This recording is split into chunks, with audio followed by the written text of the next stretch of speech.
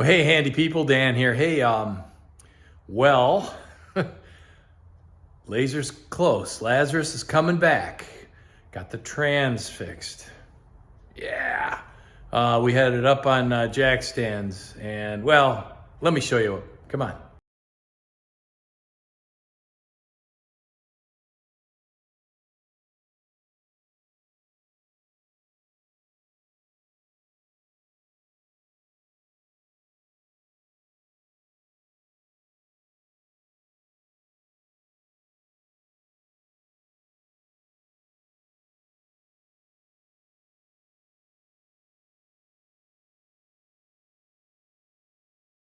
Well,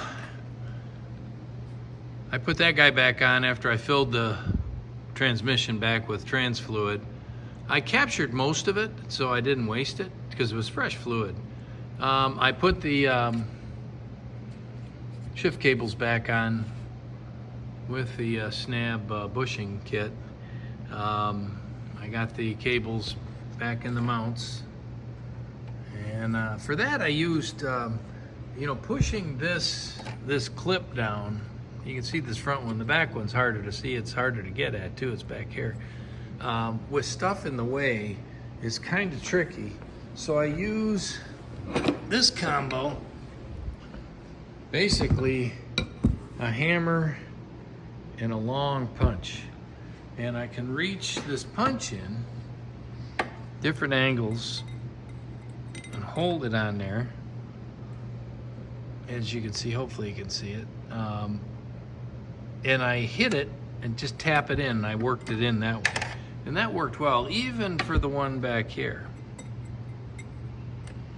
Another challenge I have is getting those wires tended to that are for the oxygen sensor wires, and in order to get them, I've got to get this guy out of the way. So I'm going to use this guy, which is basically a 1/4 inch drive on Henry with a 7mm to get at the clamp that holds this to the turbo, and then I'm just going to loosen it, hopefully, and that will allow me to turn or get this down or up or whatever it's going to take to get out of the way. So we got the fender liners in, all riveted up with fresh aluminum rivets, and we could check that box. So I currently have the over the engine pipe off because I had to open up the top, and I'm going to play with, because I've got a couple of coil plugs rather that had broken, and the little retainer clips had broken. So I'm concerned that maybe one of those is missing a little. It seems like it's running a little rough. I did have an SRS fault, so I talked to some of my good friends, and Matt at Midwest ABS helped me clue me in. I basically took the cover off that plug on the ABS module and seated that plug into the ABS module completely. That tends to be a problem if you open it up and it's got that little lever deal. I also exposed the injectors. I just want to make sure everything is working like it's supposed to. And right now I'm waiting. Let's see, what else did we do? Got everything put back together. The rib kit seems to be holding pretty well, but of course I haven't really pushed it. But the car does move now, and having it up on jack stands, the wheels spun, the shifter shifted, the clutch did its thing, and everything sounds good. So I think the flipped clutch was our culprit, so that's taken care of. The other thing I want to do is I've ordered an accelerator pedal, because I do have an electronic throttle system code, and I know that accelerator pedal has a sensor on it and a switch, and it got damaged during the restoration. Yeah, so it got banged into and it broke one of the mounting pegs. So maybe that hit caused some other problems. So I'm going to replace it. I got a good used one coming, and we'll see if that doesn't help solve that ETS issue. Because the throttle body that I have on the car came off that C70 that I got the M56 from, and it has a Sacher mod in it. So that's a cool piece, and you know, you can kind of see it right over there. And yeah, so it's got the Sacher mod. I'd like to retain that if I can. Hopefully that's not the issue. Hopefully it's that pedal. Pedal's easier to deal with too, just a little bit. And then yeah, tomorrow I'm gonna I got new plugs for it. Now bear in mind, this engine purred like a kitten before I did all the work. So, and it's certainly been acting fine, other than the throttle body. So we'll get that taken care of, and then I'll pull some more diagnostics with Vita, and hopefully take her for a drive this weekend. You know, got to do a little maintenance. As usual, there's always stuff to do. So, right behind me is Mary Beth's car, and it needs timing belt. And I'll show you why. Come on. So, I changed the oil last weekend, and I heard a rumbling sound. So I took the covers off, and there's the original water pump.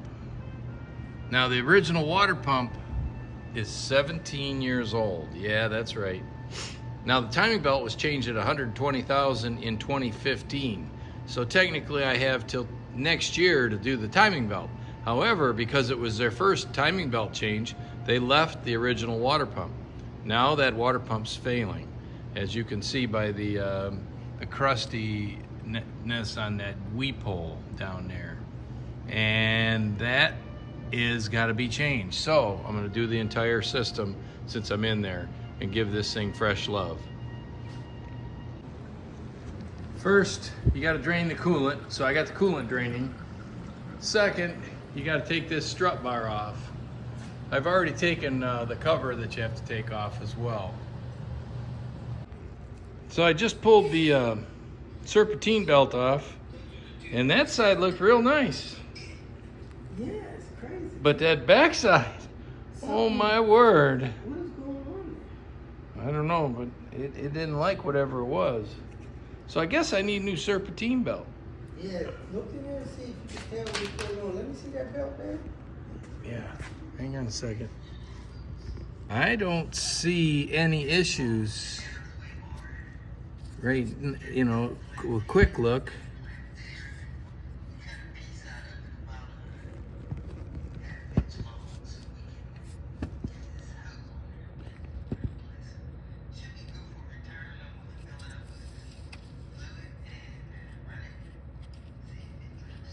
You know, I'm just spinning the pulleys that'll spin.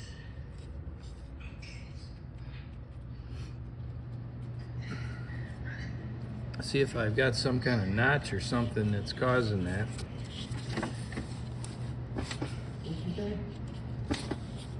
And I don't see anything there either. Obviously I can't spin the crank. Yeah. But there's stuff inside the crank. Inside the crank grooves. Right there. Yeah, it's rubber material from that belt. I think so. Get you a fine screwdriver and yeah, pick that out. Pick that out. Yeah, I sure will. I'm gonna get that from down below.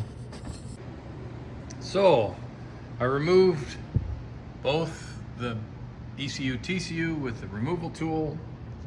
Took the box off, got it out of the way. Down here, we got cam lock tool, and that's that one I got from Canada. S&P Performance. They're actually a Volvo repair indie shop in Canada, and they developed that. I've got the belt off. I'm going to take the tensioner, the idler, and the pump out next. Okay, there's plenty of info on the timing belt and how you change it, etc., etc. couple things. I like to take that harmonic balancer off. He's down there. He's the big guy at the bottom.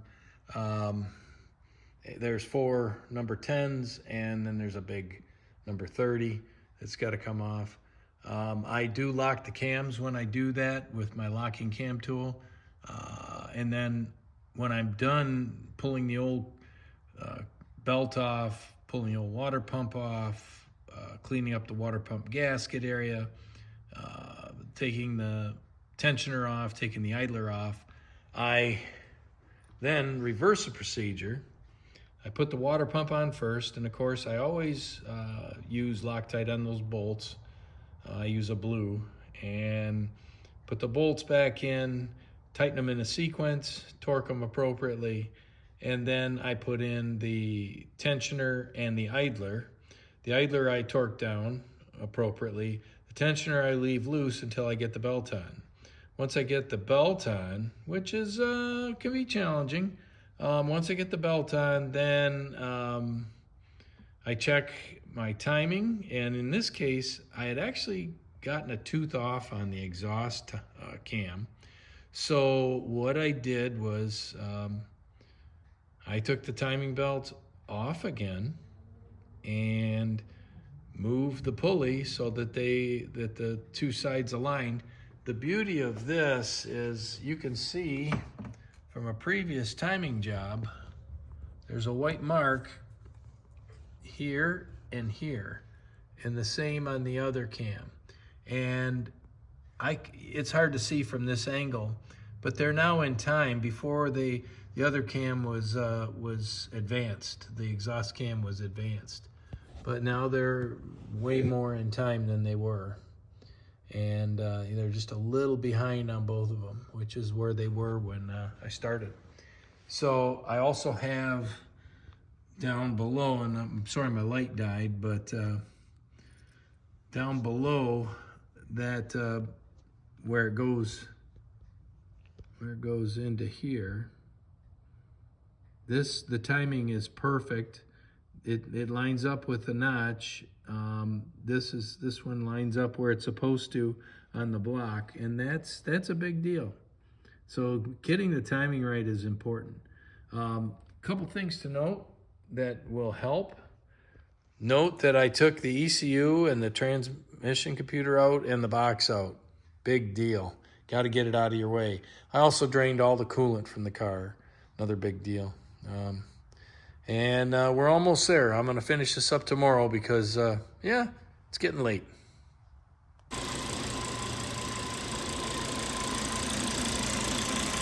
Well, the engine is just purring. Timing spot on. New Continental sticker in the Continental kit. Ace and water pump.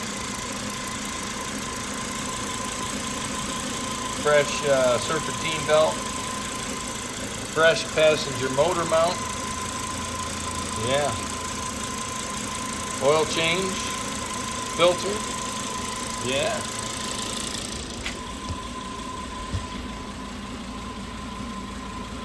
I mean, I spilled some fluid when I banged into the pan, but there's nothing else dripping.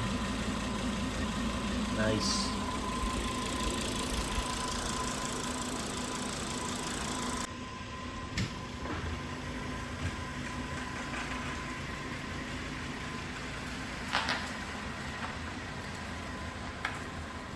Yeah.